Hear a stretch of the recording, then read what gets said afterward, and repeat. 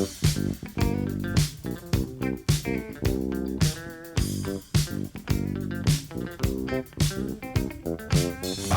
cookies. I love cookies. I love cookies. I love cookies. Welcome to Cookies, the world's most influential basketball podcast. I'm Ben Detrick. Jordan Redaelli is on vacation, and Andrew Kuo takes 0 days off. 0 days off from watching highlight reels of Rucker Park players jamming along to Pop Smoke. Darius Rucker Park. Darius Rucker Park, named after the famous jazz musician. He's been in the news lately a bit. Darius Rucker, 2020 comeback. Yeah, what I didn't realize about Darius Rucker was there's like a feverish, kind of like an emo scene support for, I don't know what you call it. It's a scene. There's a Hootie and the Blowfish scene. Is there really? Well, our buddy Jaron Caramonica, who does Popcasts for the Times, did a whole episode about Darius Rucker. And all these people came out of the woodwork being like, yo, this was like the soundtrack of my first breakup, and I went through this situation with this song, and these songs mean a lot to me. When I hear them, I still get emotional.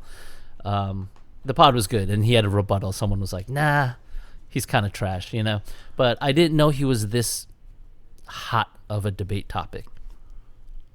I knew he was kind of good.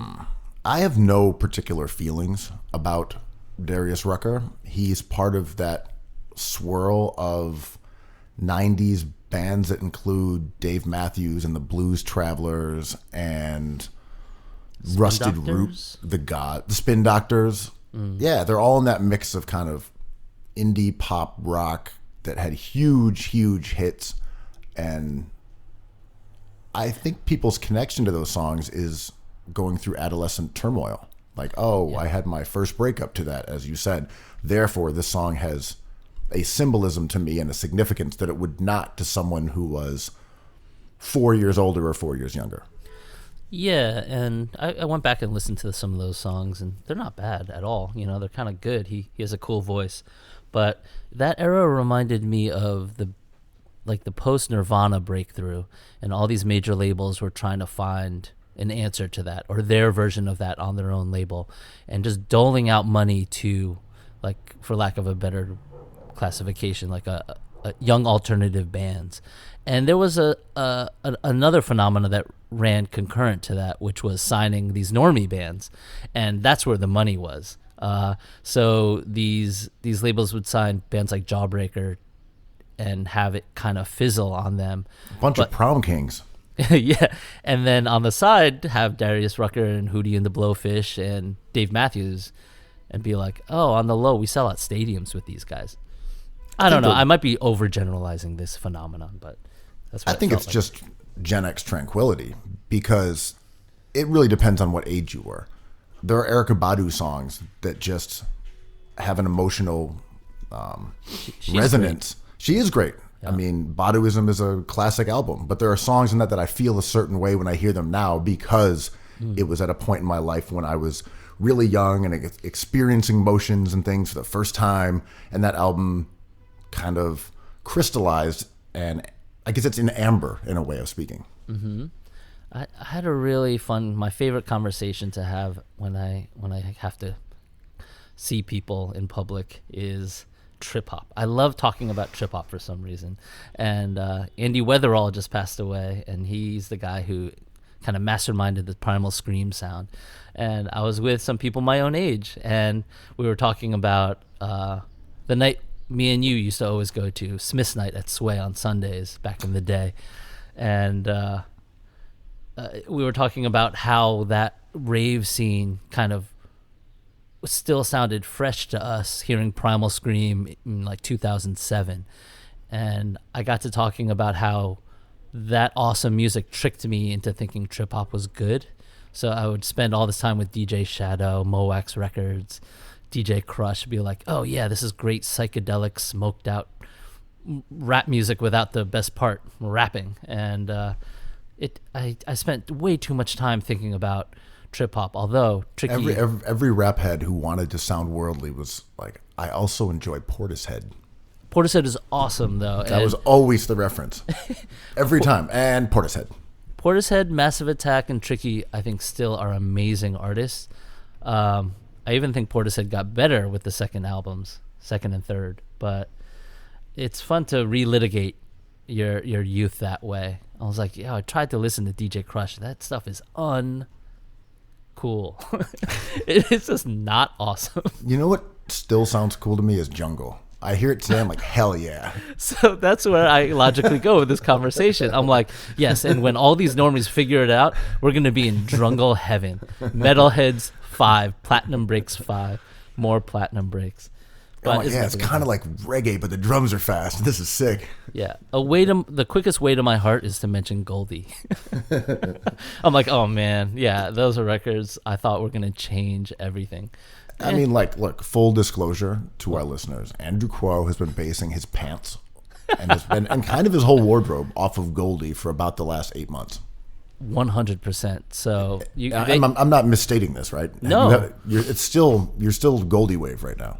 I am still on the Goldie wave. Listeners can't see me now, but I have sized up to double XL everything, and I'm a kind of a spry guy, so it looks ridiculous, but it's just how I feel, Ben. Well, for the people who complain about Cookies merch not coming in small, there's one person that you should blame, and it's Goldie. That's right. The junglist is at fault. Speaking of which, a quick promo for the new items in the Cookies store, none of which are available in small sizes. There's a couple new shirts and a couple new hats. If you like our gear from the past, this is also up your alley. Anyway, on cookieshoops.com, which you may have heard of. Again, nothing in small, thanks to Goldie. Hey, there's points of view with this stuff. It's not just putting out T-shirts. I believe everyone should embrace their Gen X tranquility and size up and feel good. It's a very Elton Brand way of approaching the garment game. Carbon. When in doubt, size up. So, sad note, up-and-coming New York City rapper Pop Smoke was murdered out in Los Angeles 2 days ago. A tragic situation, and there's a lot of questions about whether he had inadvertently revealed his location via an Instagram post or whether this was some sort of gang-related attack, but it was a home invasion and he died. And this is another blow to New York City in terms of up-and-coming rap artist, because he had a huge song last summer called Welcome to the Party. People may have heard of it, but if you're not in New York, it might have just sort of been trickling your direction. It was very much a regional hit. But if you were at like the Rucker or Dykeman or just anywhere in Brooklyn in general, it was that annual summer anthem that you heard incessantly over and over and over. And whenever there'd be a one-on-one ISO matchup, you'd hear, "Welcome to the party." And it was just the jam of last summer. So it's a unfortunate tradition in many ways of young hip-hop artists perishing early. And I feel like we have to have this thing on the podcast like once every couple months.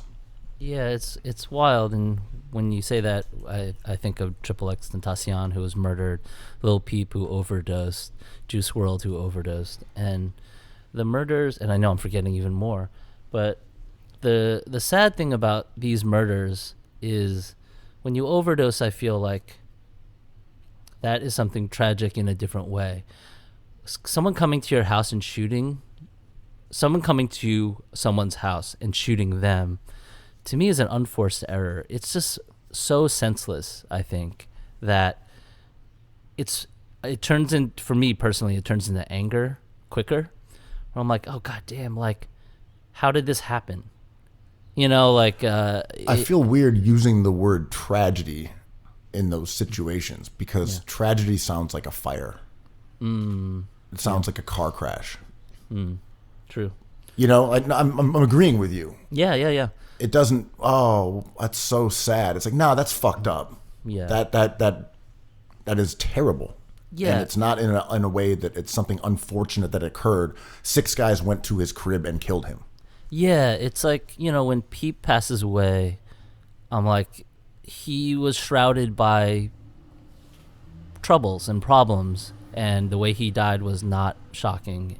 And when Juice WRLD passes away like that, it's not, it's a part of the way he lived his life. And, he burned really bright, and sometimes the result is death. And when some goons come over and shoot you, I just find it very unfair. It just sucks. And for New York rap, there's been just a plague of young deaths or people who have either committed crimes and gone to jail. And just, if you look back, obviously like Biggie, but then you had Big Pun, Old Dirty Bastard, Max B is in jail, Chinks got killed, Yams died, Peep died. Just generationally, New York City keeps losing artists. I know, and it hasn't been the epicenter of rap for a long time, and that has to go to Atlanta.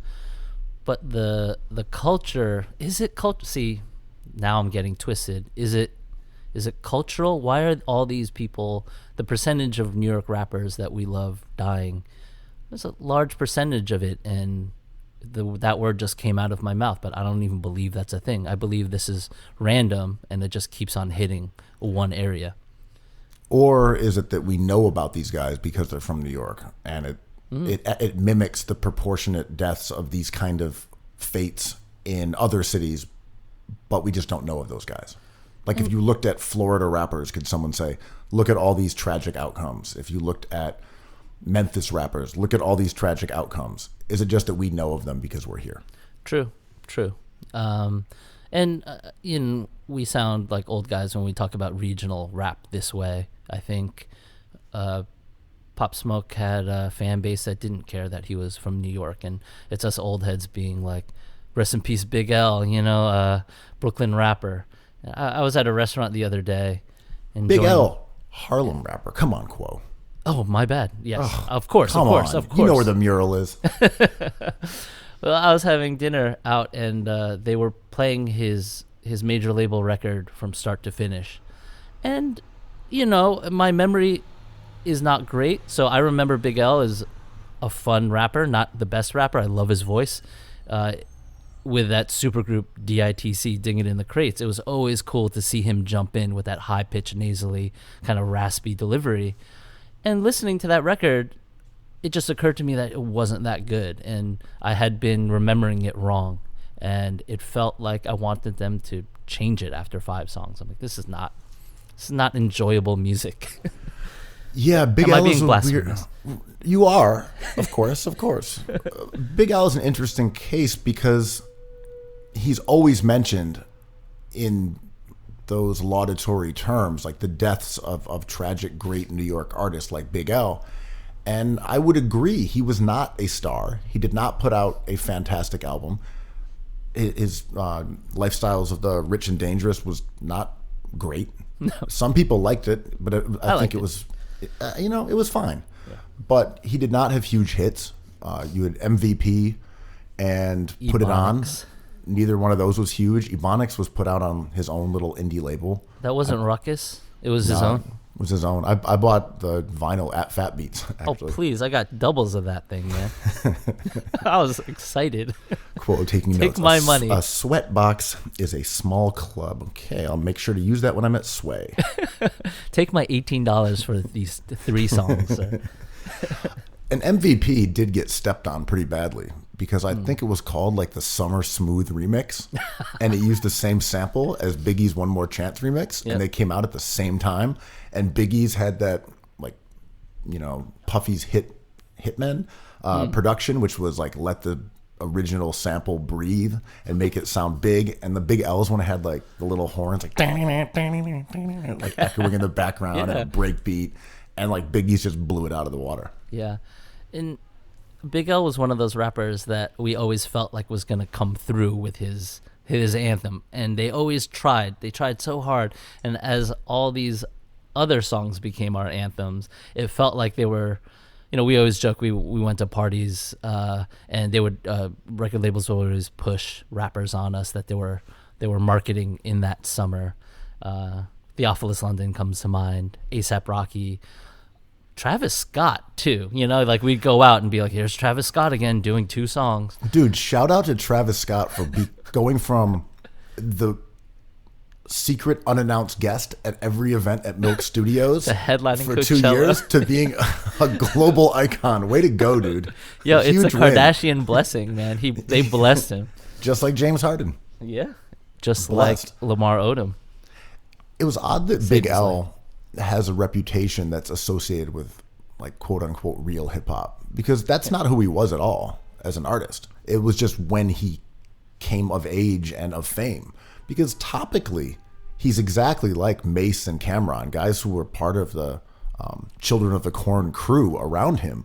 But because he was down with OC and Diamond D and Lord Finesse, he's viewed as this backpacker hero.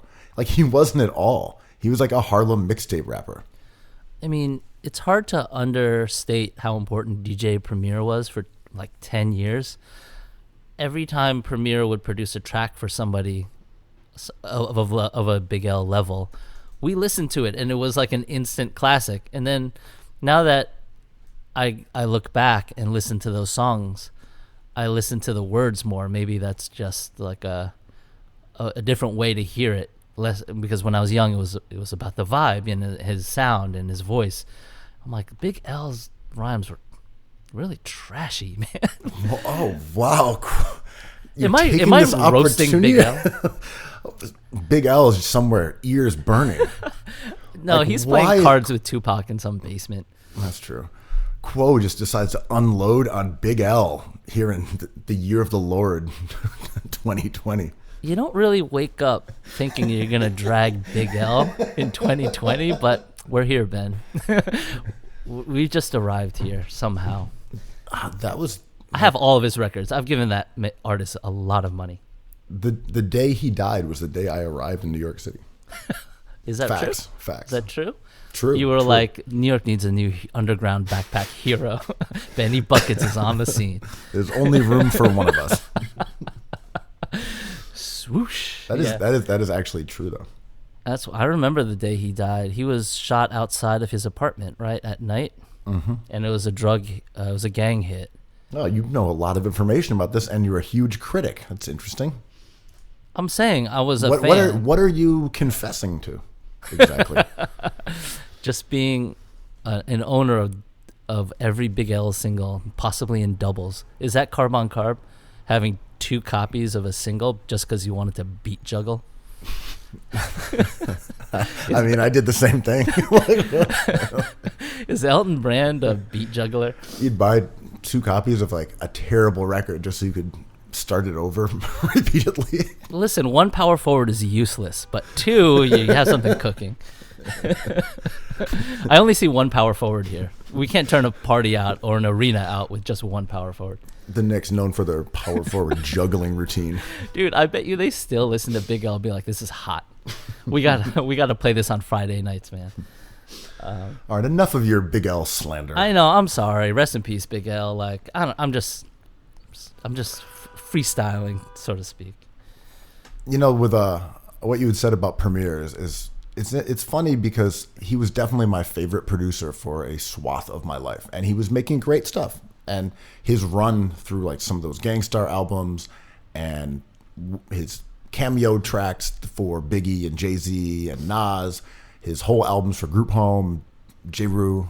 He was in the MOP. He was in the zone. He was just rocking for years and years and years.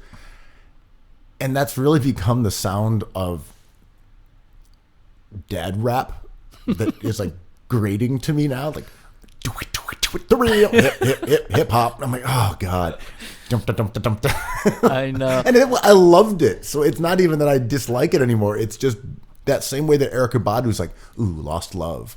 When I hear the real hip hop, I'm like, oh. I know. To me, it's the articulation, the sound of like boomer Knicks fans being like, fire Dolan and fire up that Group Home album, you know? J. Rue the Damager. Are you working? Did you listen to the last Gangstar record that came out this year? I still haven't heard it. I didn't either. I'm sure it's good. Whatever. Sure. It's funny because GQ just put out the Houston Rockets cover with the Stankonia reference with Russ and Harden, and it was kind of it looks awesome, but it kind of I had to do mental gymnastics a little bit because shouldn't they be Hawks? Shouldn't it be a DJ Screw reference? DJ Screw wasn't that famous. Like, what could Houston do? Like could it be Jim Jones? Fat Pat with lighters on the yeah. UGK, do Euro. people recognize? I don't know. But yeah, man, Premiere. So I was sitting not good seats at the Garden a few years ago, and I was enjoying another relegated loss, if we care about losing at the Garden, which we don't. I was enjoying my popcorn. I might have even been with you. I don't know.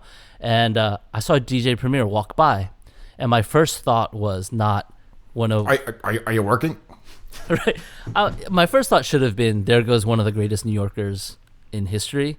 My first thought was, what the hell is DJ Premier doing in the bad seats, man? Shouldn't he be courtside? What went wrong, man? And where do you buy a leather jacket that big? Is that a number 8 on his leather jacket? Is that a pool ball? Are there any other titans of New York rap that you'd like to take the sledgehammer to, Andrew Kuo? I did not expect this to go this way, but I'll ride with it. All right, well, so what do you think about Lord Finesse and Diamond D, Fat Joe? Trash. No, I love those guys. I even have a soft spot for J-Roo, man. But J-Roo could be found at local watering holes in the Lower East Side for quite some time. yeah, he was around. I remember talking to him, and I didn't recognize him. And he was like, "I'm J-Roo the Damager." I'm like, "There you are. This is true." I mean, The Wrath of the Math was kind of a cool record. That kind of holds up because it's so awkward and strange. But this is the DJ Premier touch because his first 2 records were known as whatever classics. People like them. His third record without Premiere, holy moly, man. It has like a comic book cover of him on top of a mountain swinging some sword, I believe. And the songs are he just seems lost, man. It was kind of as if Jazzmatazz was like snapping out of a trance. Like, wait, I've been listening to this guy rap? Oh, whoa. Oh, okay. All right, with Premiere it works. I guess he just was... I guess he didn't care about this project or something. And maybe with my blasphemy is coming from a point where I would take Juice WRLD over any of these guys. And I spent my youth listening to the guys we were talking about. And I'll take Pop Smoke over them. I think Travis Scott, even though his last record wasn't my favorite, is better than all these guys. And I'm willing to go there with basketball too. And it's a discussion between how good something is. And I know basketball, sports, and simulation is different than art. But we're talking about influence, or we're talking about what you would rather hear right now? Because put on a Little Peep song any day over Gangstar for me in 2020. I have been avoiding rap that sounds like 90s rap religiously. It sucks. When someone's like, you should check out Joey Badass, it sounds like 90s rap. I'm like, right. That's the last thing I want to check out. Yeah. However, I have come around on Griselda. Go off. When I first heard them, it felt like it was a knockoff on Wu-Tang, gritty 90s, Mobb Deep, just drug dealer rap. I'm into it now. I'm into it. I've been listening a bunch to, their solo records, the ones where they're together. A lot of it's quite good. They have bars, and they have basketball-related bars. Well, what did he say? Like Petrovic shots Perpetuous. They had one that was like, I sold that Shaq and got it for the Brian Shaw. They are going deep in the NBA references, and I'm loving it. Well, we know the quickest way to Benny Bucket's heart.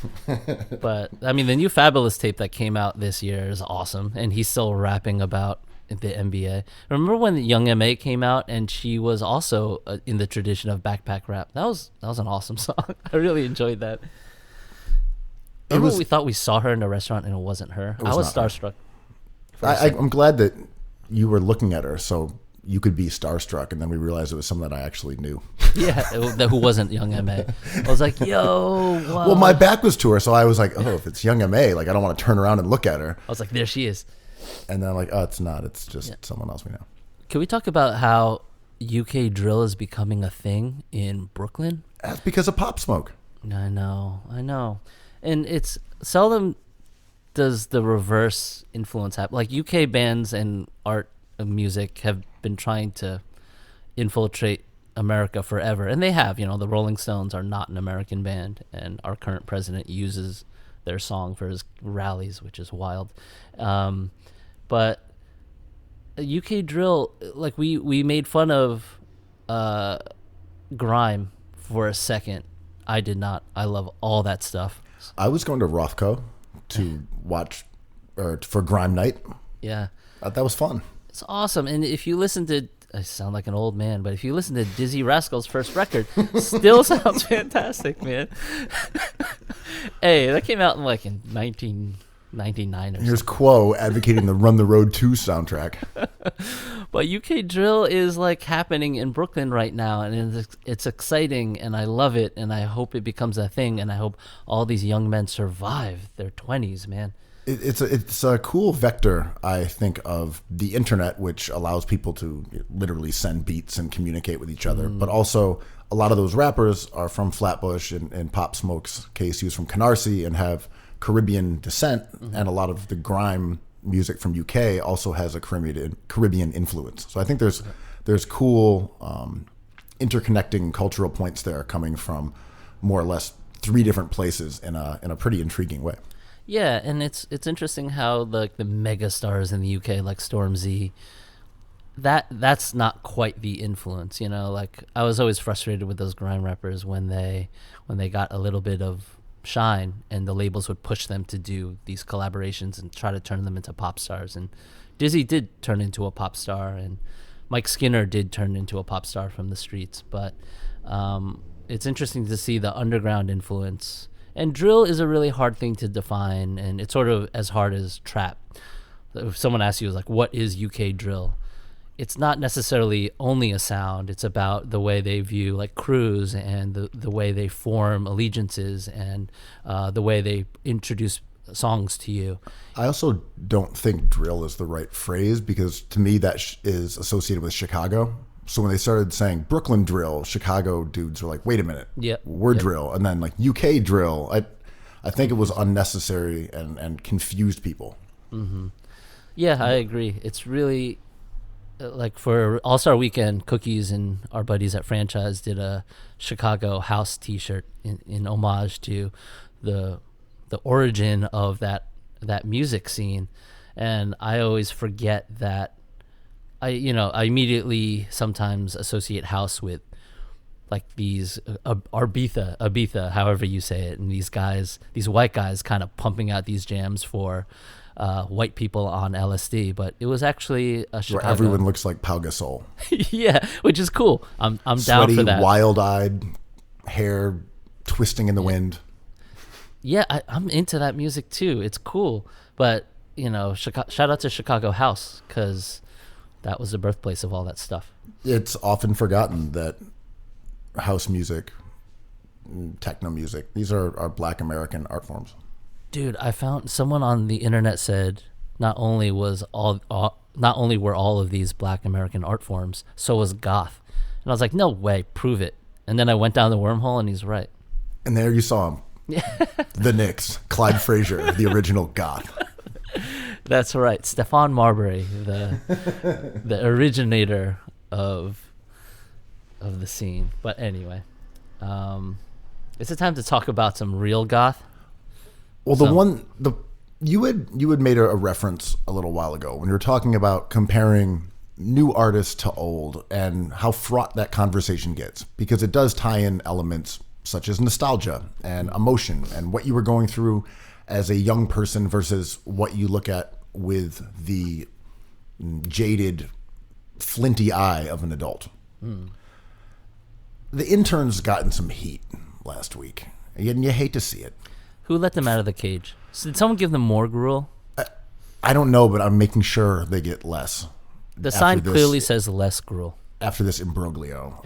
But they started saying that the Milwaukee Bucks of 2020 would sweep the Kobe, Shaq, Lakers of yesteryear. Andrew Kuo, I know you didn't do this. This was the interns. As someone who do you doesn't agree with them?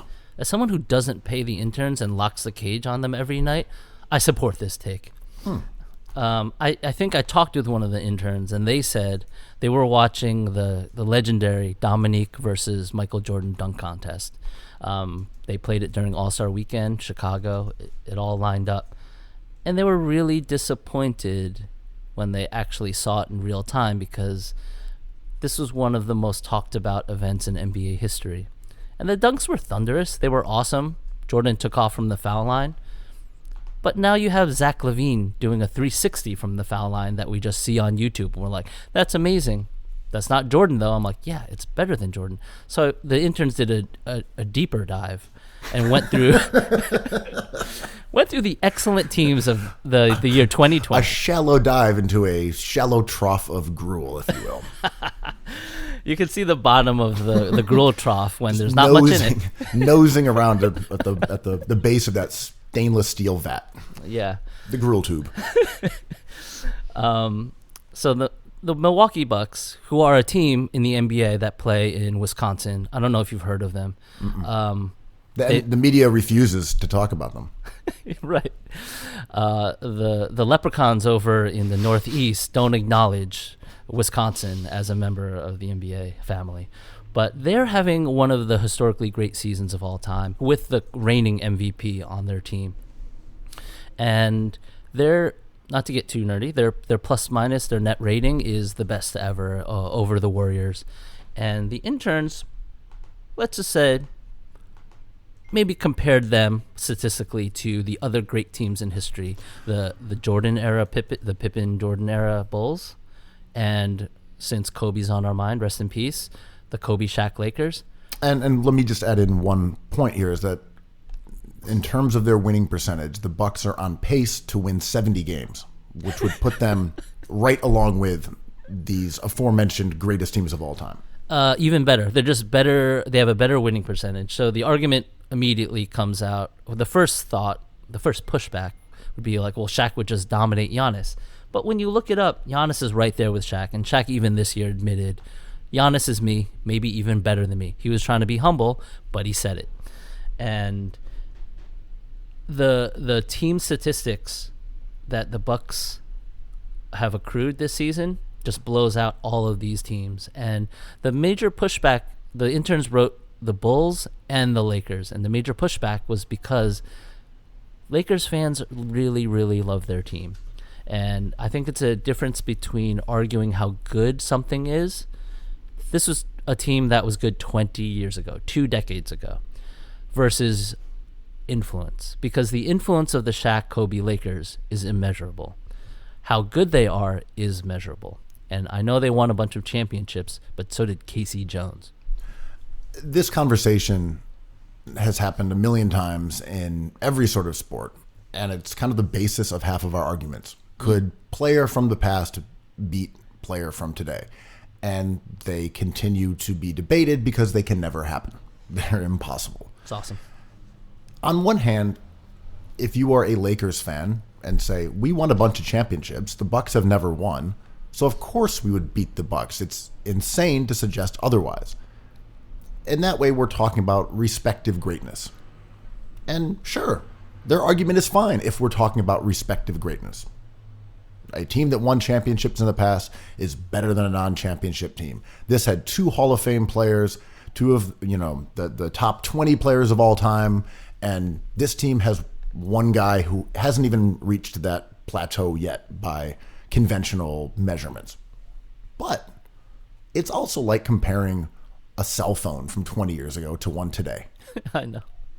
Like, yeah, that was a great cell phone back then. It was a top-of-the-line phone. You could talk into it. You could even sometimes send a text message. Yep. But you have to, cycle through each letter individually. But you could, get one out. The Knicks drafted Donnell Harvey That took me forever to type out. Imagine the poor interns. Trying to use a Motorola shell clam thing. just trying futilely for less gruel. Constantly.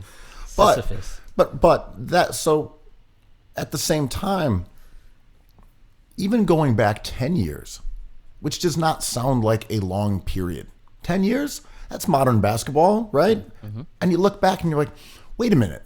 That was Kobe, Odom, Bynum, Powell. That team had no shooting. Yeah. That team would get whooped. They would get crushed. Yeah.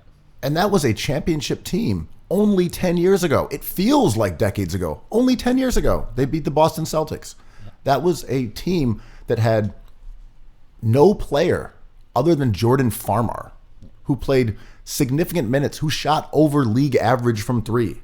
Kobe, not good from three. Odom couldn't shoot. Powell couldn't shoot. Bynum couldn't shoot. You had guys like Ron Artest and a few other dudes like Shannon Brown who were okay at shooting, but again, worse than league average. That team was 11th in scoring that season. They would have not been able to score points against the Bucks at all. And that was only 10 years ago. That team is not even feasible today. Definitely. And, it's a when you talk about this endless discussion, I feel like the one sadness to it is like time just lurches on. So this Bucks team is going to look ridiculous in 10 years, and we will be lucky to have even a better team. And the way to slow that melting iceberg down is to talk about influence. And that POW team did have influence. It gave way to, I think we really paid attention to what Powell and Odom could do on that team as passers, as long defenders, as people who can creep out to the arc. And I think that influence is with the Milwaukee Bucks now. But the Milwaukee Bucks would absolutely crush that team. And so I'm saying a team from 10 years ago looks incredibly retrograde. Imagine what the Shaq Lakers would look like. I know it had Shaq. Prime Shaq. He was incredible. He would still be good. Incredible. He'd be a great player today. Mm-hmm. An absolute superstar. Mm-hmm. But he couldn't have just gotten in the post, got the ball, and dunked on people. No. Defenders would already be there. You would have to have rebuilt the Lakers to put shooters everywhere. Mm-hmm. You couldn't have used that team. They don't have the personnel. If we're talking about a time machine, they just could not have scored against a Bucks defense that's whole thing is collapsing around the basket and forcing teams to beat them from three. The Lakers would have had zero chance whatsoever of ever winning a game. They could not do it. They did not have the personnel to make enough three-pointers to beat the Milwaukee Bucks. Yeah, the Bucks' whole strategy defensively is dishonesty. They just don't respect their shot. At all. They don't guard that shot. They prioritize the ethical shot, which is a dunk. They do not want you to dunk on them. And that's why when people have all these discussions about, you've got to take a shot to make, you've got to be able to keep the defense honest. No, defenses don't play that game anymore. Yeah. They know who is shooting. This isn't a video game. It's not a pickup. It's not pickup ball where someone chucks up a three and you're like, got to respect him now. No, they don't. They will leave them all the time, every possession down. When you look at the Sixers and Joel Embiid, teams leave their guys open one pass away, wide open constantly. Yeah. This is not this like theoretical game of basketball. The Bucks do not respect their shooters, and they will leave them whenever they feel like it. And we've seen this in the playoffs for the last few years, and it sounds cool. We're rehashing this, but it sounds cool to say Ben Simmons needs to keep defenses honest because it sounds like about basketball, which is just what people really mean with that is, do you even watch the games, bro? Casuals, bro. Yeah. But when you actually watch the games, I'm like, they're not respecting that shot. They're following the guys that can hurt them. But there is no such thing as honest defense because by nature of defense, they take advantage of what weakness they see in your offense. And this is the conventional wisdom of fans operating a few steps behind what the progressive minds in basketball are doing. And to their credit of the avid fan who is getting this wrong was that they're right, but just a couple of years ago. Yeah, totally. We've seen really rapid evolution in the way that defenses approach three-point shooting. And there was a time when just taking a lot of shots would pull the defense out. And that was kind of how we judged gravity. It could be attached to volume of threes. And now you look at it and it's kind of changed. It's really defenses only care about the people who can hurt you. Yeah. Good defenses. Good defenses. They know who they're going to leave open, and they game plan that way. When Philly played Toronto in the playoffs, they didn't guard Siakam or Marc Gasol from three ever. And both of those guys can shoot. They just decided as a team, we are not guarding those guys, and you're going to have to either take those shots or do something else. They just decided it. And that's not something that anyone would have predicted based on their three-point shooting over the course of the season. So I think the main thing here is that things are a lot more complicated than just shoot 33% from three and guys will have to stand next to you. It's just not true. Yeah, and, championships are a metric, and we absolutely have to consider them because they exist. But when you relitigate the Kobe Shaq Lakers, they beat the Nets, the Jason Kidd, Kenyon Martin Nets. Not bad. The Sixers, shout out to Allen Iverson for getting that far. But they were it was Aaron McKee and Eric Snow and 35-year-old Dikembe Mutombo listed. So he was like 40 at that point. As a quick aside here, because I will repeat this every time that team is ever brought up, is that the team that had Theo Ratliff and Larry Hughes, Tony Kukoc. Kukoc is good. That was the Sixers team that was unbelievable that season. But then Ratliff got hurt, and they traded him and Kukoc for Mutombo. And that Sixers team, the one that did go to the finals, was not that great. Yeah. And we view that team because of their playoff success as being a really good Sixers team, and they did go to the finals. But the version of that team that was stomping people in the NBA was the closest that Larry Brown inadvertently came to giving Allen Iverson a modern basketball team, which was a stretch four, a lob-catching big, Aaron McKee who could shoot, and then Snow, who was just like a defensive, wing player. But when they got to the finals, it was Iverson and four guys who were non-threats. It was a totally Larry Brown prehistoric-ass team. He had the recipe and didn't even recognize it. Yeah. And just quickly, the third team were the Pacers. Rick Sorry Smith, about that. Whatever. But you brought up something I kind of want to talk about, which is the Allen Iverson second act on social media. Did you see that clip of him hugging Dwayne Wade? Heartwarming. Yeah, and we love Allen Iverson so much. He was public enemy number one for most of his playing career, and just the BMM we're not having him.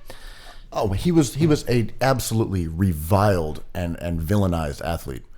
Yeah, he got into the practice thing in retrospect, especially with now what we are learning about load management and minutes.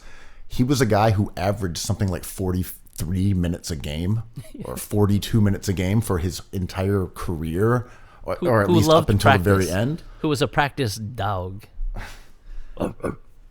That whole thing of him being trashed for questioning the value of practice is very indicative of the era and how it treated the god and the GOAT, Allen Iverson. Yeah, and there's a reason why he's the logo.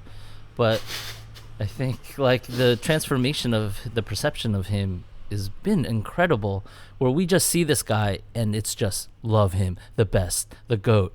Look at him. He's like my kind of guy. And you don't get any of this BMM pushback anymore. And I just think the truth is always in between, right?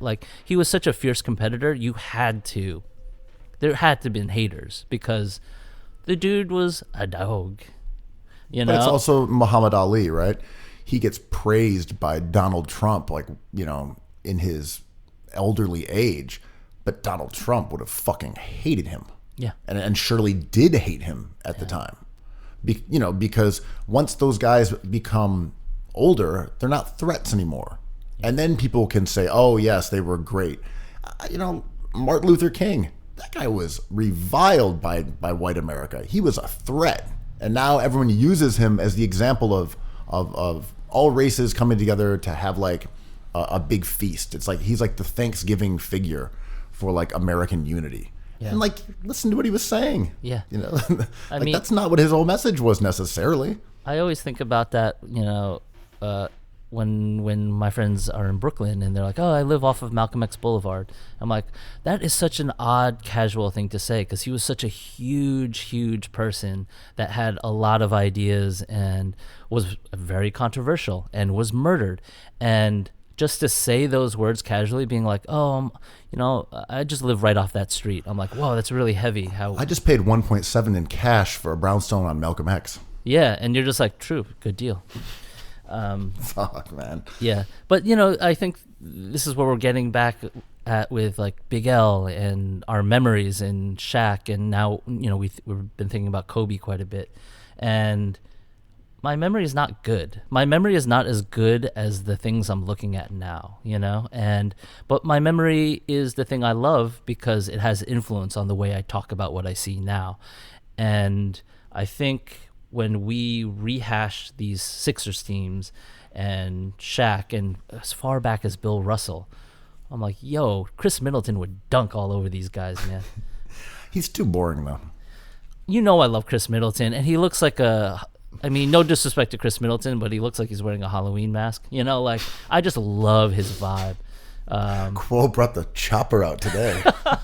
I did not expect to drag Chris Middleton, too. What is happening? You like all these guys. I love Chris Middleton. You like Big L. You like DJ Premier. I know. Oh, Kuo's letting the chopper sing. Oh, man. You just watched that DNC debate and got fired up. I know. I'm mad at Andrew Yang for having no takes. You came out here like Klobuchar. Yeah. I was so upset at CNN Andrew Yang, for being Magic Johnson of politics that I had to bring out the Asian heat, man. I was just about to say that his defanged analysis was so terrible. Ooh, looks like the Lakers have a game today. Big night for Bloomberg. Hey, I got to bring the fire for the Asian Alliance, man. No, he's so bad. I was like, I think I have to unfollow this guy now. I know.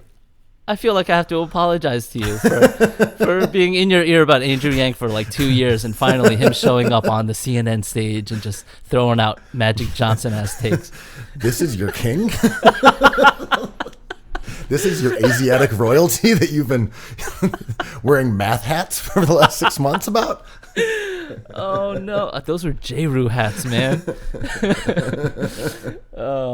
Yeah, I mean, it's awesome. So it's an inverse bell curve. He was so disappointed. Now I'm into it. Like, be as bland as you can be, Yang. Do it. Looks like the debaters are going to do some talking out there on the stage tonight.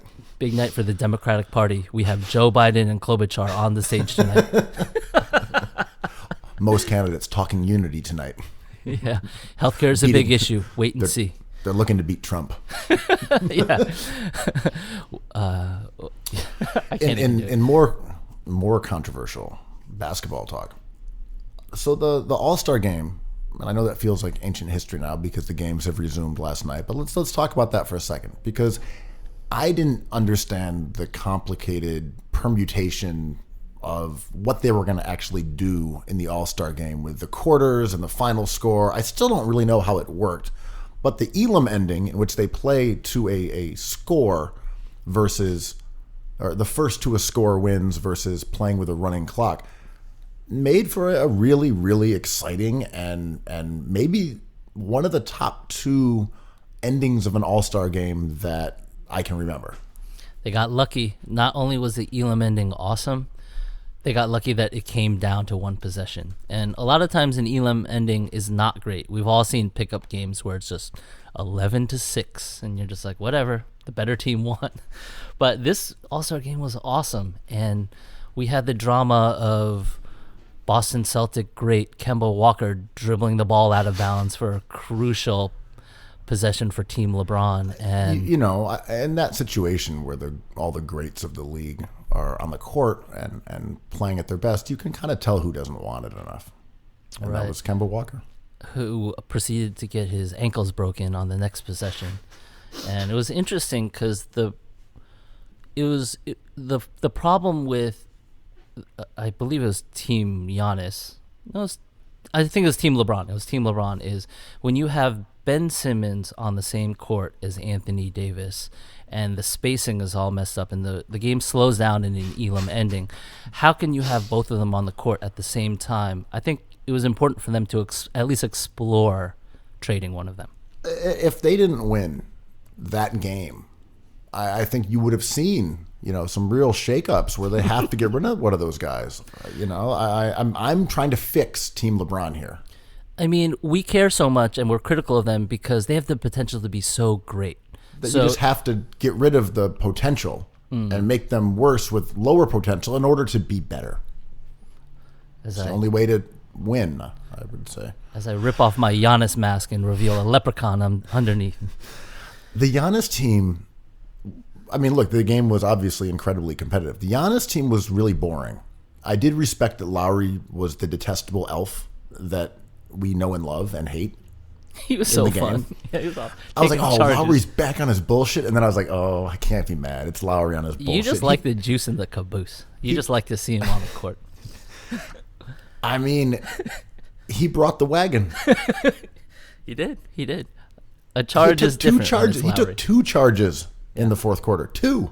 Yeah. Then committed a loose ball foul and that led to a foul shot at the ending. He just came through to wreak havoc on that game and just siphon all the fun out of it. That but Canadian troll king. LeBron clearly recognizes great passing, though. He had all the basketball geniuses. Mm-hmm.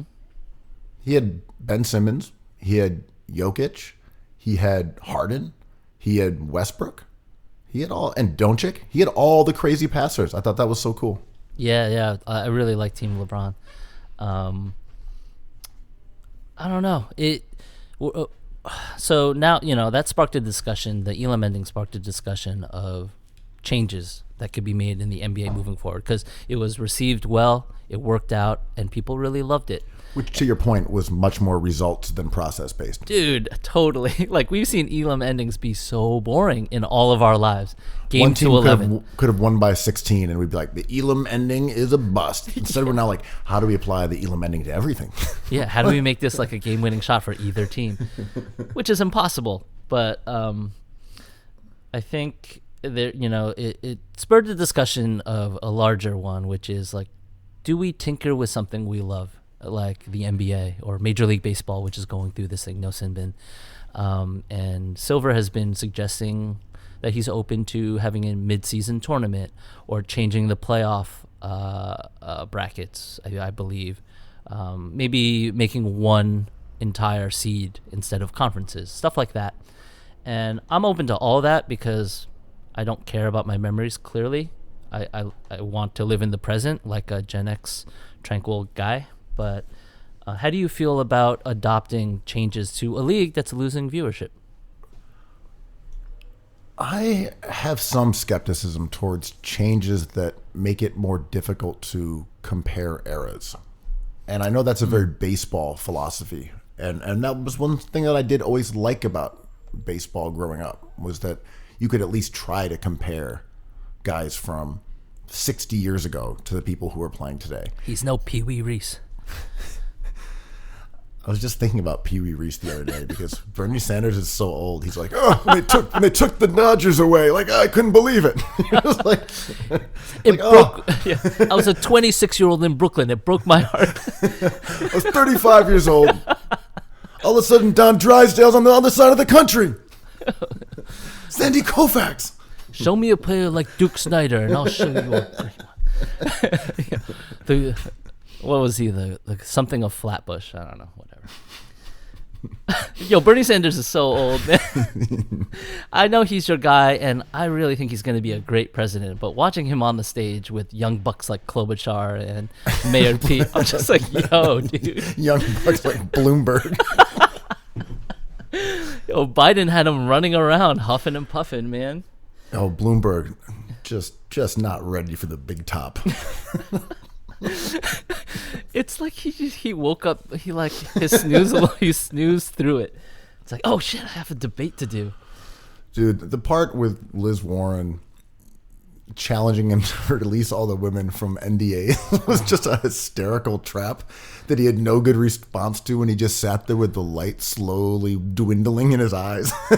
I mean, so it was such a great little humiliating trap. And of course, my take was like, oh, but the joke's on her because he has all the money.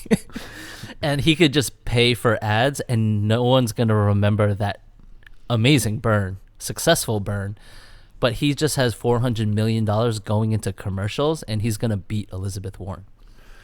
Yeah, he probably will beat her. But I don't know. I don't think Bloomberg is that He had a bad night. Threat. Yeah. He was exposed. It's like It's sort you of put him like on the Lakers. Like Zion Williamson. It's like, okay, he doesn't have a jumper. What's he going to do? Right, you can't block shots. Zion can't make threes. Not sure what he's going to do in the NBA. You have that Lowry-esque derriere. You use it to protect the rim, buddy. But back to the point about mutating the NBA game going forward. That's my only concern, is that I don't like the idea of shortening the season now. Just because it opens up those dumb arguments to be like, yeah, well, at the same time, Jordan played 82 games and they only played 80. And you're just like, oh, this is so dreary. My only thing of consistency is like not allowing annoying and boring arguments to exist. I always try to bring up that the Jordan Bulls existed in a shorter three-point line era. Because it's incredibly true. Yeah, it happened, and they had their best seasons shooting from all of a sudden Michael Jordan can shoot threes, and Pippen can shoot threes, and Steve Kerr shot 50%. Yeah, and the rebuttal is always, but then the whole league had that advantage, and Jordan was still the best. I'm like, no, the personnel on that Bulls team benefited from that rule change. It's always the personnel, and they went off, and no boomer wants to hear that in an argument. They were playing on a junior high court. Of course they look good. I know. Yeah, he had his best shooting years. Pippen became a bomber. Yeah. All of them. The entire league did, though. That's true. Yeah. But it did specifically help a team that was bad at shooting threes. Yeah. Because Stern wanted more scoring because he believed that would bring viewership. And I love this midseason tournament. I think it's a fantastic idea. But you're right. Like, how do we compare eras at this point? Because when we're dealing with a different, like, fewer games is gonna cause just worse the amount things. of times we have to hear about it for the rest of our lives from everyone who played 82. Yeah, but today's guys, they only play 68 games. No. Pussification of the NBA. Yeah. I'm like, I just do not want to hear their mouths. I'd rather it just stay 82 games. Sorry. Do some load management. But although it's kind of fun to have this chatter, so I believe in a little bit of chaos always helps, and this might help generate, like, no sin bin, but in baseball there was a big scandal with a team, the Houston Astros, cheating, and they got busted. And of course, the first annoying Malcolm Gladwell take is, but did it help the game? And yeah, you walk around and people are talking about Major League Baseball now. And I think if you're Silver, you look at the revenue loss from China and lower viewership, whether that be LeBron going to the West Coast time zone or the East kind of having their best team being a team from, I believe, Ohio, Wisconsin. I don't even know. But this is a way to generate some juice. And I'm here for this juice, man. There's also a bit of an ebb and flow to this. And the NBA has a down season in terms of public attention for pretty obvious reasons. We've talked about this before on the show, but just very quickly, you have Durant out for the year. You have Kyrie has missed most of the year. You have Curry out for most of the year, and you have LeBron on the West Coast. So you had a shakeup of talent around the league, which left it devoid of any sort of known powerhouses. You had new guys and new markets, and we had a surge of talent to the West Coast. Mm-hmm. And I think those factors almost certainly affect viewership, but also you have younger people who are the bulk of NBA's viewership cutting the cord to cable as well. So there's a lot of factors that I don't think are real problems with the game itself, or even the product or the presentation. They're just happen to have occurred simultaneously. I agree. It's a whole snowball effect. I do want to give credit to LeBron James for propping this league up with the Heatles. Becoming like a willful villain in his prime was awesome. And I look back at the Heatles with a lot of fondness because it felt like there was a nucleus to this league, and all eyes were looking to Miami, and we don't quite have that currently, and that doesn't really happen by itself. It takes imagination, and people actually have to do things for that to happen, and LeBron did it all, and he's trying to do that in LA, but they're missing out on all those key pieces. I had not thought about this, and let me run by this theory real quick, is that because the Heatles, and they were an amazing team that I always rooted for, and they had such a gravity to the league. Everything was about them. ESPN had its own sort of vertical that was just Miami Heat. They were media people moved to Miami just to cover this team. Yeah, they were so powerful and magnetic, and as we've talked about on the show, they turned Dirk Nowitzki from a reviled loser into a celebrated hero. They did the same thing to Tim Duncan. If you were able to beat them, people would consider you a dragon slayer, even if you were a boring power forward or a loser soft big man. You could resurrect your entire career just by virtue of beating LeBron and this evil incarnate empire. And then that kind of shifted to Golden State because LeBron James was redeemed in the eyes of his critics by going back to Cleveland. And then he became a good guy. And then Golden State rose up, and then they fell. So maybe the reason that the Sixers now get so much heat is that there isn't another heel team right now for people to just turn their guns on. And you have Houston gets a lot of heat with like Harden and Westbrook. Oh yeah. And Morey. And then in the East Coast, it's kind of Philly. Yeah, because you had the process and the sort of residual anger of them getting these two superstars because they were bad, and then having two young guys who have a lot of charisma and a lot of attention on them, and then you also had Jimmy Butler. Like Philly just kind of is a team that you can talk shit about, and maybe that's part of it. Is there isn't another bad guy right now? Yeah, and the easiest bad guy is nerds. And we're back to that cliche. And Morey and Hinkie are symbolic and emblematic of these things that old school basketball fans really despise, which is you don't do it this way. You have a center, you have a point guard, and you have wings. But Morey was like, I do have a center. His name is PJ Tucker. And I think we have showed why you have to listen to Cookies, because this is the kind of insight that we dig out. And that is incredibly true, and you'll think about for the rest of your life. That's right. That post bad guys, the new enemies in the NBA, and maybe always have been, but right now, this era's enemies are the nerds. And I celebrate that. I know. You're anti-nerd, as discussed. Can Hinkie and Morey touch net? Depends on which net. The internet. Yeah, God, you're such a nerd. You're such a nerd apologist. I'm already a self-loathing Asian. I can't be a self-loathing nerd. That's carb on carb, which I support. So yes, I'm going for it. But done. Yeah, it is kind of wild that in this era when people gripe about 3-point shooting or tanking or whatever, it is the two teams who symbolize those that take the most arrows from critics, Houston and Philly. I was watching ESPN Daytime, and I believe Barkley was on PTI, and he's doing the Trump thing where he's just rehashing the same phrase over to get traction, which is amazing. I appreciate Chuck and his heel moves, but he just keeps on saying that bigger players are going to wear down the smaller players, and eventually Houston will have to have great games by Harden and Russ in order to beat teams like the LA guys. And I'm like, no shit. Of course they have to have good games. Those are really good teams. Like you can't have Russ shooting 1 for 15 against the Clippers. You have to have all these guys playing well, but same goes with the Clippers. But that comes down to the same way that people like Charles Barkley will claim, okay, D'Antoni basketball will never win a championship.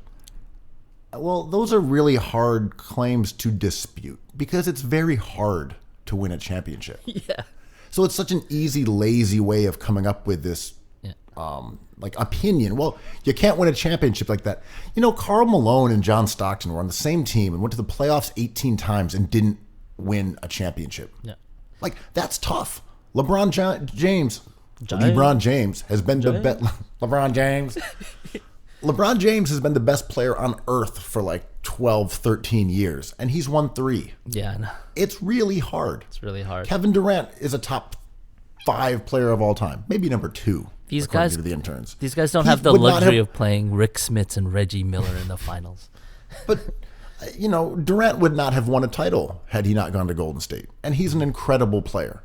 So setting those arbitrary yardsticks for success and then saying, well, look, if Joel Embiid and Ben Simmons don't make it to the finals this year, you got to trade them. Like, why? That's not how this works. Yeah. You don't just set arbitrary endpoints based on things that are really hard to accomplish. To your point, like, well, this Rockets thing's not going to work unless they beat good teams. Yeah. Thanks. That's valuable analysis. And I have a soft spot for Chuck always, not only because he's a great entertainer and fun, but he has a bit of that self-loathing thing that I can relate to, because that was a knock on him. He was always this great statistical player, and he even had a bit of a super team at one point with the Rockets, and he couldn't win a championship. And Chuck got knocked out in the first round like 6 times. Yeah, and he was still great. I don't see him as any better or worse than Hakeem Olajuwon, who won 2 against the Knicks. You know, like, whoop-de-doo, you beat John Starks. I think there's something to be said for having incredible performances on the biggest stage. That's cool. Like, that is a feather in your cap. Yes. And if we are talking about 2 players who are the same, the one who showed up when it mattered the most, in front of the most eyes, and when winning could take you and immortalize you as a champion, you get the edge, no doubt. Yeah. You know, if there was a version of Isaiah Thomas. Which Isaiah Thomas? The Knicks legendary front office member. But Pistons Bad Boys 1, Isaiah Thomas. He was a really good player, but he is boosted up in terms of his all-time legacy because he was great in the playoffs and won some games, and he deserves a bump. But it also doesn't make him that much better than like Terrell Brandon or something. Terrell Brandon was good. Well, you know what I'm saying. Like Isaiah is not better than Damian Lillard. It's not even close. I know. But no one would say that. We would say that. Okay, Stromile, Swift, or Bill Russell? Go. But it goes back to what we're talking about before. But it's even worse than that. It's that when we have these connections for nostalgia and moments that we remember, these come in basketball from an era when you couldn't watch every game via League Pass. You know, so we were only collectively watching what they gave us. We all remember that game when Larry Bird scored a zillion points against Portland while he had a hurt back because it was on TV on a Sunday when we were all at home and we all saw it. Or we all watched, you know, Game 7 of Chicago and Utah where Jordan kind of pushed off a little bit against Byron Russell. And we all remember those moments, but we didn't collectively watch games together like we do now. I know. I remember playing fantasy sports and having to get together to exchange numbers from a newspaper. I remember my dad, you would get these huge packets that were like, you know, 100 pages monthly of stats to find out who was ahead in the fantasy league. Yeah. And I'm not that old, but I do remember that was on the table. This was my dad. It was not me. Yeah. But yeah, you're right. And I don't know. I didn't expect this pod to be about memory versus the present, but whatever, Whist King. Oh, I didn't expect to get wistful on a cookies pod. You stepped into my trap. But yeah, Quo's memory pool. I know, man. Drowning in it. Just listen to Platinum Breaks staring at candles. But yeah, I constantly think about this because someone like Charles Barkley is an interesting guy right now to me because he was proved wrong by the Warriors. He had this take with Steph Curry and Klay Thompson being like, these small guys cannot last in the playoffs because they're going to get manhandled at the arc and shooting doesn't work.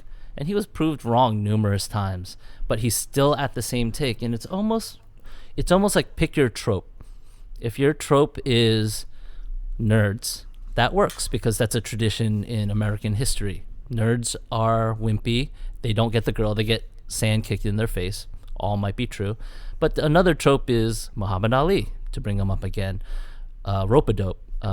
George Foreman was a bigger fighter. He let George Foreman tire himself out and then made his move and won that boxing match. And I think that's a great American story that we also like to tell. So Charles is just taking one side of it. But you could easily just say float like a butterfly, sting like a bee, right? And Harden and Russ are the bees. Wu-Tang. Wu-Tang. Well, Barkley is playing a character. Yeah, he's great. All these guys are. And at this point, we can't expect Barkley to play a new character. Yeah.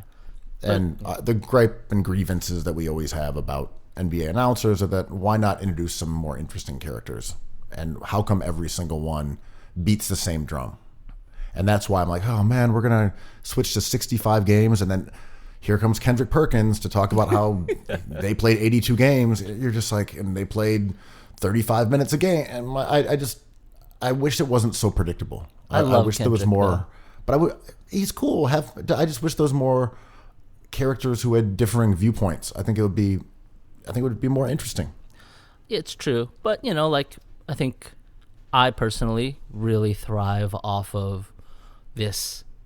That's not antagonism, but I love seeing people not think like the way I do because I have nothing to go on if someone's on TV saying, Stroll Miles Swift is better than Rick Smits. I'm like, I agree. And there goes my interest. Okay, that's a fair point. Yeah. I would like to see someone score some points against those guys in funny ways. Yeah, I mean, Zach Lowe is on TV with Kendrick sometimes, but Zach is nice, and I think he's in awe of, he's a fan of these players, so he doesn't want to walk over Tracy McGrady, who sometimes has takes I don't agree with, but... Yeah, I want a mean-spirited... nerd. Progressive guy up there. You don't have to be a nerd, just be mean-spirited and flame those old guys for playing against milkmen. Well, it's like the way players don't respect coaches who didn't play in the NBA, I think, or play organized ball. I feel like, as we're seeing with Jim Beeline in Cleveland, I don't think these analysts respect fans of the game. I think they only respond to their peers, which makes sense. And there's no real fiery, nerdy player other than Spencer Dinwiddie, who might even be a boomer. I'm not sure.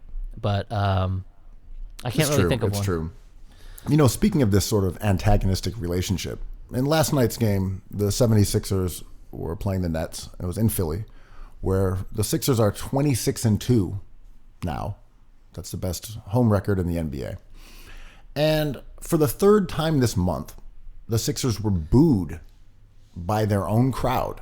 Again, this is a team that is 26-2. Booed by Philly fans. By Buttigieg fans, you mean? I was saying Buttigieg. And we've talked about this all year. This is not a sustainable, tenable amount of psychotic hostility. And we've already seen the fans shushed by Al Horford and Joel Embiid a couple weeks ago. And Joel Embiid threatened, essentially, to leave. He flirted on social media with Jimmy Butler about going to Miami. Early retirement. And yet the Sixers booed them again.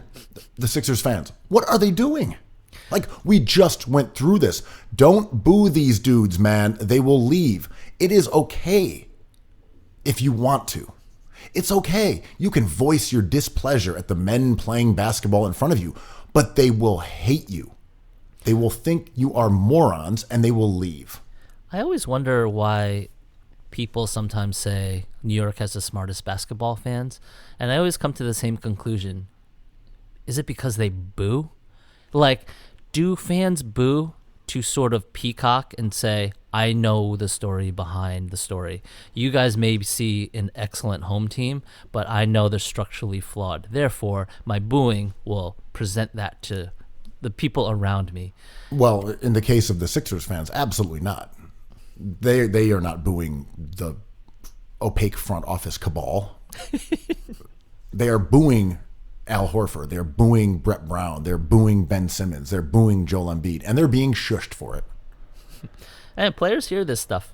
But Joel Embiid specifically said, in so many words, "Shut the fuck up." Yeah, He hushed them, and then he said, basically, "What about playing in Miami where I'll be treated better?" And Sixers fans like, "Oh my God, I hope he's kidding." And then, boo, boo, you're down 10 at the half to seventh seed without Ben Simmons playing. Boo. Yeah. I mean, it's Where's the tranquility, Kuo? Where is the tranquility? They need like seriously, don't boo the lads. Like really, why are you booing the lads? You think it's their fault? They tried to miss like 20 consecutive shots. That was that they weren't trying to pinpoint their three balls better. What do you think? Wells Fargo needs to add some oxygen bars, some Gen X ass Crystal Pepsi locations, and just like play a little Hootie and the Blowfish over the arena. Like, come on, Two Princes, Nas Spin Illmatic. Doctors. Like, yeah, dude, just get a little tranquil. Yeah, like, man. It's a regular season basketball contest. Ben Simmons isn't playing. Why would you get mad? These are your guys. Some Beanie Siegel with Premier Beats. They're 26-2 at home. Maybe you could offer them a little bit of chillness. Just a nice dollop of chill. I always wonder if players don't go to places like the Knicks, not only because they're relegated and have a James Dolan, a blues traveler, so to speak, on their hands, but what if they just don't like the fans? And the fans never consider this. The fans always think they're right. Myself included, and I think we deserve something, which I don't agree with. But maybe Kevin Durant is like, those MSG fans suck, man. Like, I can deal with Dolan, I can deal with the spotlight, but the fans are no fun, so I'm just gonna go to Brooklyn. I don't think players would consider that as a primary reason not to go to a team, but I think it could diminish their love for a city. And it could change their opinion on staying somewhere.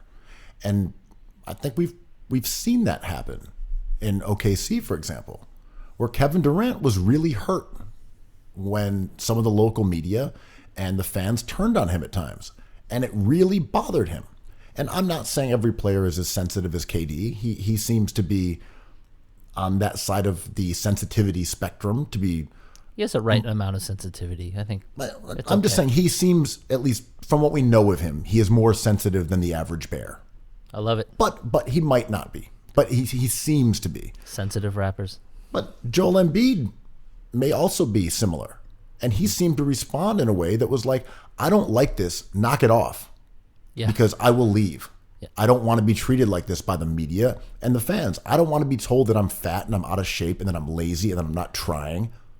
When I'm out here with a dislocated finger and my hand in a fucking oven mitt.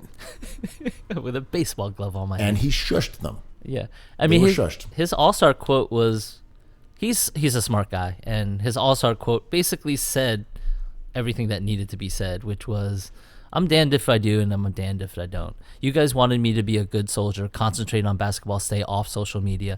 Then all of a sudden I don't care enough. I'm going back on social media because I'm a fun guy, man. It's just like, you're going to hate me no matter what. Exactly. And I do believe that kind of treatment from media and the fans, especially for a young player who has not, say, been around the block as much. At this point, for someone like Kevin Durant, he might not really think about like the fan base in New York because he's been in OKC and he's been in Golden State. And okay, this is how it is.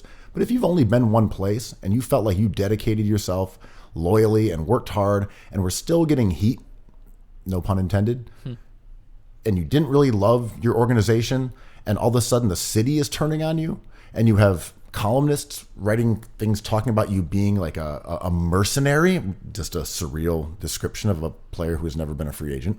But you might not have the same inclination to stay there for your whole career if that veneer of loyalty and belonging to a city got scraped away. Yeah, and there's so many factors that go into it, which drives me nuts. The frenzy in Philadelphia is something we've talked about way too much, and that's a lot of my fault. But there's other places that don't attract this tenor, this kind of fervor about basketball and their basketball team. And I can't say that those are better. For example, you just talked about the firing of the Cavaliers coach, Beeline? I don't even know how you say it. I think it's That's how little I pay attention to the Cavs. Beeline? Beeline. Beeline? I think so. There are dead spots right now in the NBA.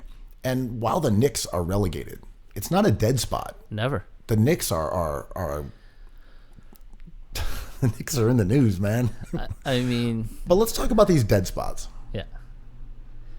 Cavs, Detroit, Milwaukee, Washington, even good teams like Milwaukee, dead spot. Yo, even Toronto, kind of. Toronto's a tough one because they have an all-star. Yeah, all-star. They have an all-star, but they're in another country. It's hard to even. True. It's hard to really gauge. True. Charlotte. But anywhere that Andre Drummond steps foot. The drum dog. I mean, well, it's interesting how gravity works for players on the court and gravity works for teams. And, you know, this is an adjacent conversation to NBA purgatory. And sometimes you're in fan purgatory. And the dead spots like Cleveland, I'm not even sure I can name the starting five. Is Larry Nance coming off the bench? I have no idea. I don't know. Like I follow Garland a little bit. Sexton is a prom king, so that's interesting. But I can only pronounce two of the Detroit Pistons starters' names. Oh, there's some tough ones on that team. And one of those guys is Derrick Rose. I can pronounce his name. Nice. There's a Malyachuk Slava. Is there a Slava on that? Is there a Bogdanovich on that team? I mean, I can actually also pronounce Thonmaker and Tony Snell. But the apparently point being, you cannot pronounce Thonmaker because it's Thonmaker. I'm a jerk. I'm sorry.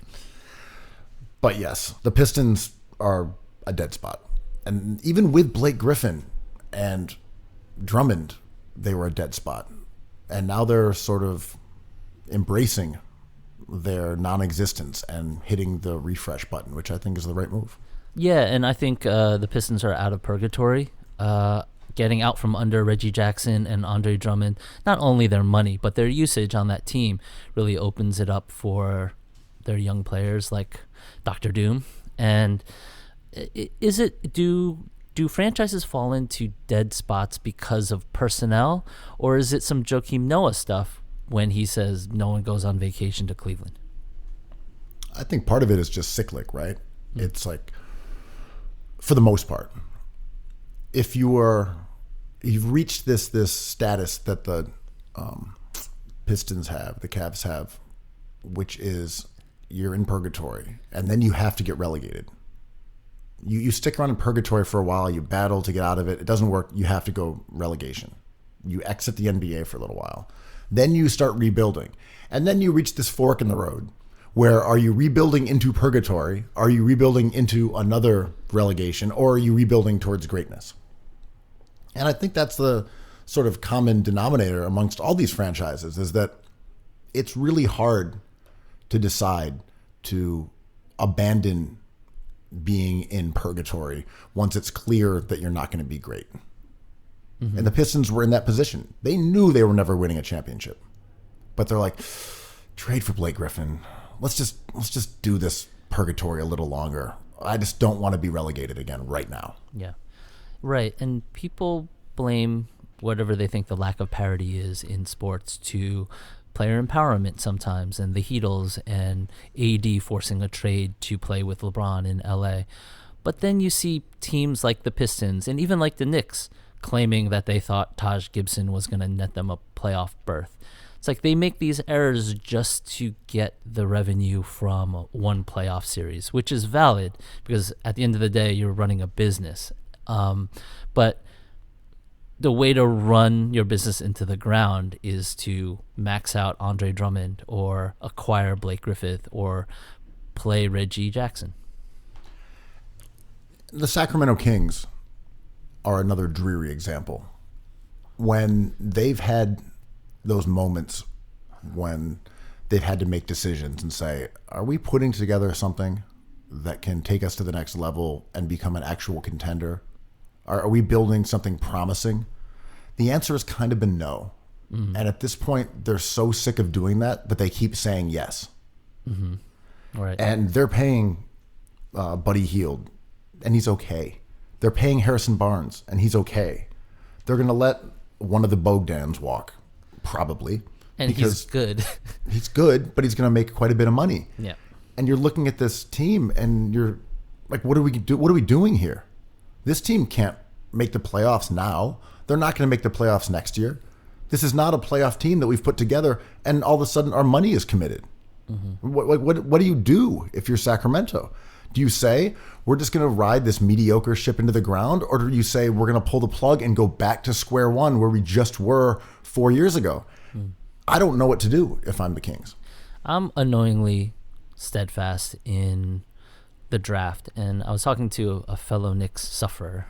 Well, I don't suffer. I love it. But he was suffering, and he was like, I want Andre Drummond on the Knicks because none of these big free agents are going to come here. Giannis is not coming here. Durant didn't come here.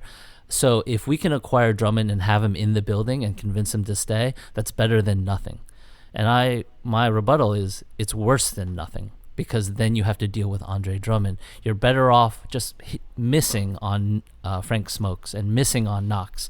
This is the quickest way to relevancy. And when you're a team like Cleveland or Sacramento and you say, we cannot attract stars, therefore we have to keep these marginal players here, you're making an error. You just have to keep your options open, and that's basically a draft conversation. I think the Hinkie philosophy, without getting into the purity of his econometric approach, just the idea that you need to find stars, and then you can get other ones. But the first one is the difficult one. If you can get multiple ones, then you're really in shape, and that's what happened with Philly. But if you don't have one, you're not just going to sign one. No superstar is saying, well, I'm offered the same amount of money from everybody, and I'm going to go play for your shit team. There are only maybe two places that are like that, and it was Los Angeles and arguably New York in a vacuum. Mm-hmm. And we saw how much Los Angeles and New York struck out attempting this exact same strategy for a decade of saying, hey, come and play in our big market. You'll make more money. You'll be more famous. You'll have bigger endorsements. And players were like, nah. Mm-hmm. And it happened repeatedly. It was just that LeBron James decided to do it. And that kind of opened the floodgates. But you were right. If you're Milwaukee and Giannis leaves, you have no other route right now to getting a star. You need Giannis to recruit stars there, or you need to build a team around him. The Cavs have no window and no opportunity to getting a star whatsoever unless it comes out of the draft. There's no way. They cannot do it without the draft at this point. And they drafted poorly. Like, Sexton to me wasn't the correct pick. To me, Garland had red flags, and I'm still buying on Darius Garland, but he's looked like exactly what we thought. Some guy with inefficiency, knee problems, and he might be okay, but when you still have to try even though you miss. And this is my Knicks thing. I thought Smokes and Knox were good picks where they fell, and they didn't work out. You have to try again. The draft is not there to hurt you. It's just you don't hit all the time. There's only one Ja Morant. And that's why, for all the criticism of the Knicks, at least they have a bunch of picks coming up. I love the situation. This is your method to finding a star. Yes. In the short term. Maybe you can get lucky and a superstar will say, you know what, Steve Stout has told me that this is the place to go, and I'm heading to play in the Mecca. But other than that, having a bunch of draft picks over the next couple of years is the Knicks' best shot at finding a guy who can become a franchise pillar. And we look at Memphis, and their situation looks so bright, and they've come back relatively quickly. they've rebuilt relatively quickly, and this could have been any team in purgatory. Any team or a handful of these teams could have had John Morant and Jaren Jackson Jr. the same way Memphis got them. Memphis just got lucky. They just got lucky. And to Memphis's credit, they have also been smart. Yeah, absolutely. But the fundamental reason that they are an interesting and up-and-coming team is because they got the second pick twice. Mm-hmm. I think Triple J was number 2, right? Mm-hmm.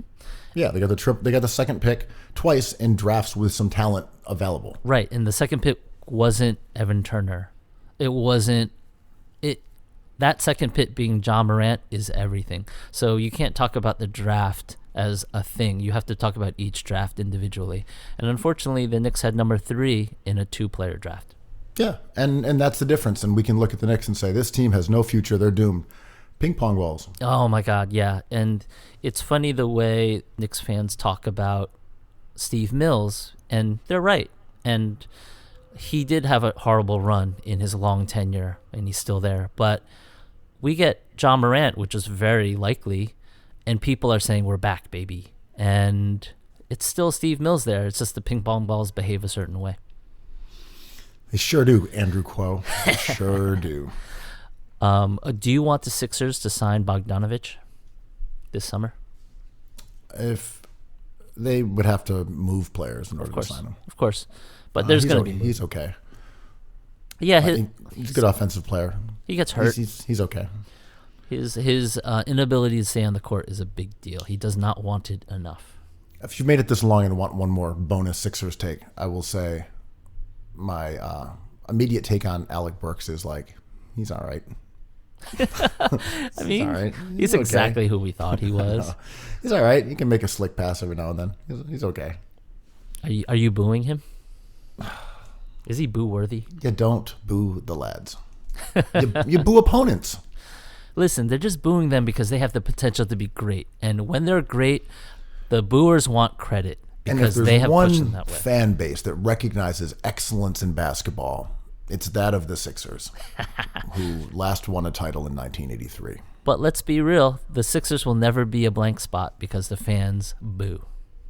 Man, they were in relegation. Well, when they were losing with Hinkie, that was not a blank spot. They were. No. They had a bullseye on their head. As I said, the nerds are the bad guys now, and I love it. No, you say that. Oh, okay, you might be right. You changed my mind. That's what cookies is for. Listen, you can change my mind in 3 sentences about anything. Okay, well, once you convince our loyal audience to they want to give us reviews or however that works. Oh, subscribe, rate, and review, which is an annoying thing to say because it sounds like a song, but it really helps us, and we want it more. So we love everybody who gives us a little shout out. A really wistful, desperate plea. Wist is always attached to desperation. Sure is. This has been another exciting episode of Cookies. Cookies.